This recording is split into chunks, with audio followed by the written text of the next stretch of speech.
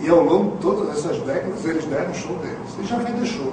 Pelo menos é a fofoca que corre por cima. Mas a partir de 1989, quando a questão terrível que estava havendo nos Estados Unidos, que até hoje a gente não tem permissão para ir adiante, as pessoas que eram levadas para dentro das naves, eles chegaram ao ponto tal que o próprio Javé, desde 1989, e também porque, a partir de 1989, lá no que hoje não, lá onde daqui da Terra a gente chamaria algo próximo à órbita de Saturno, estão estacionadas algumas naves, me parece, da equipe do Mestre, e como todo mundo, entre aspas, nessa parte da galáxia, sabe quais são as naves daquele a que nós chamamos de Mestre Jesus, as naves estão lá estacionadas, e isso já impõe uma certa dose de respeito, porque já é uma sinalização de que, em breve, o Mestre Jesus virá para cá.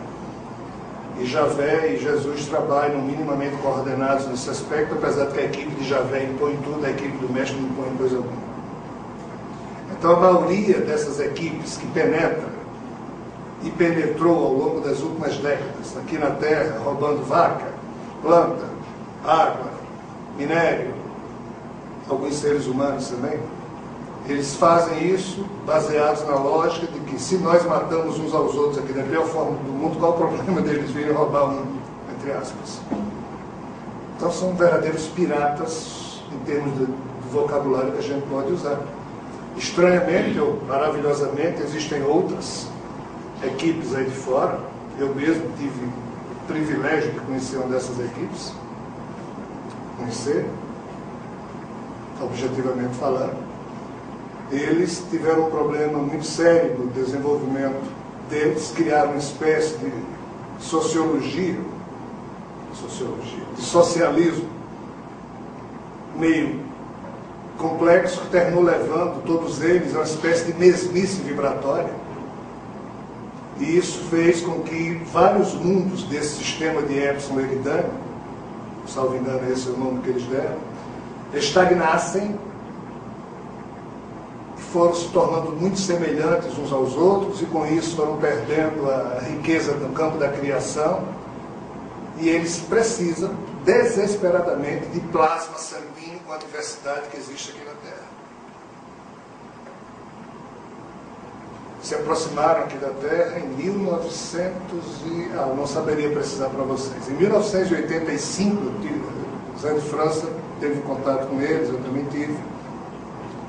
E esses seres estavam acompanhando os trabalhos preparatórios da integração cósmica, esperando um momento em que eles poderiam oficialmente se dirigir aos terráqueos para ofertar algo que nos fosse interessante e, ao contrário, pedir que nós doássemos a eles um pouco do nosso plasma.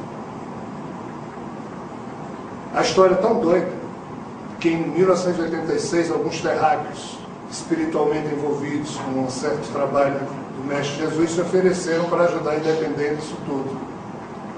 E a muito custo eles tomaram 3, 4 terráqueos e fizeram extração de plasma, mas porque conscientemente esses terráqueos se ofereceram.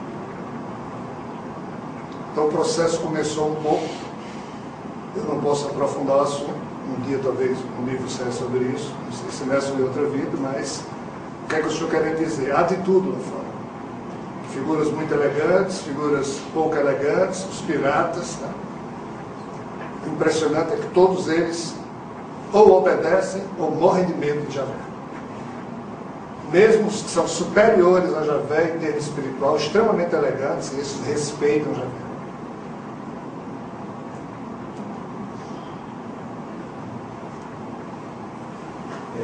Eu tive a oportunidade de ver um DVD de Petit, que tem umas fotos, CD de Petit, que tem umas fotos exatamente de uma nave aí nas proximidades, transitando nas proximidades dos anéis de Saturno. Petit, aquele pesquisador do Rio de Janeiro? Mas o que eu queria dizer é o seguinte, eu acho que quando você estava falando aí da semelhança, há muitos anos assisti, não sei se foi na série de televisão, que acontecia exatamente isso com um povo. O pessoal era tão semelhante uns aos outros que usava umas máscaras para que cada um tivesse uma individualidade, não era permitido tirar. Quer dizer, esse escritor deve ter tido algum insight para criar uma ideia semelhante a essa.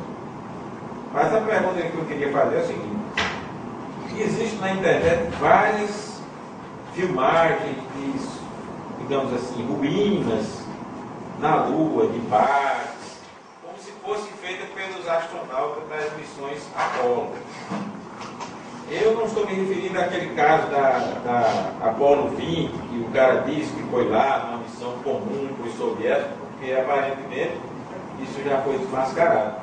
Mas existem outras aí, e o pessoal andando naquele modo, né, com falta de gravidade e tudo mais, e filmou e tudo mais. E você teria condição de confirmar se isso aí é verdadeiro ou se seria fraude? Os mentores que trabalham, o que me suporta a companhia vibratória ao longo dessas décadas, nunca falaram disso, sobre a Lua. Tudo que eles me falaram sobre a Lua é que existem outras surpresazinhas que a gente ainda vai perceber, mas nada do que até hoje eu escutei falar. Sobre Marte, eles também apontaram dois grandes eventos, um há bilhões de anos atrás, outro centenas de milhões de anos atrás, mas eles também nunca falaram daquelas formações em Marte. Eles são muito econômicos nesse aspecto.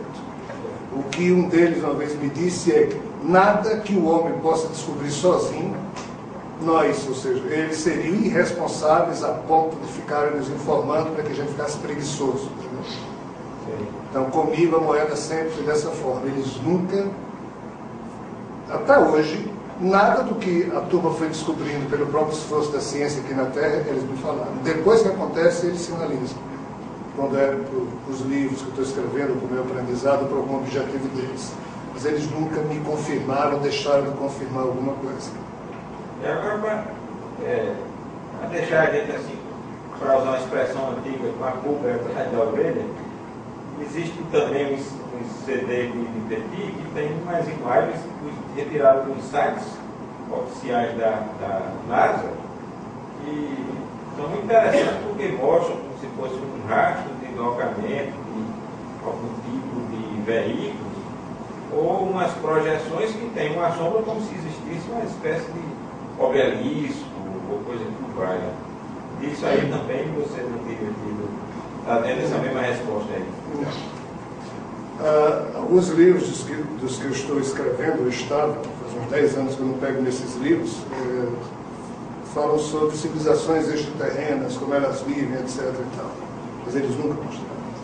Apenas, eu, por mim mesmo, acho que aqui na Terra nós já temos todos os monumentos que nós precisávamos ter para perceber a presença de seres muito diferentes dos humanos do passado. Se nós observarmos bem o que está por trás de certas questões, como as 3 pirâmides, por exemplo, o senhor Robert Bauval, o Dr. Robert Taylor, em 2 trabalhos distintos, só em relação às 3 pirâmides do Egito, já nos mostram que fatalmente algo muito estranho aconteceu para que aquilo fosse construído daquela forma. O que é que eu estou me referindo? Qualquer ser humano que tenha estudado minimamente matemática sabe que não há casualidade em matemática. Não pode ocorrer aquilo que nós chamamos de coincidências. Então, por exemplo, o Dr. Robert Taylor, estudando, e isso está descrito num livro publicado em 1976 chamado O Mistério de Sírius.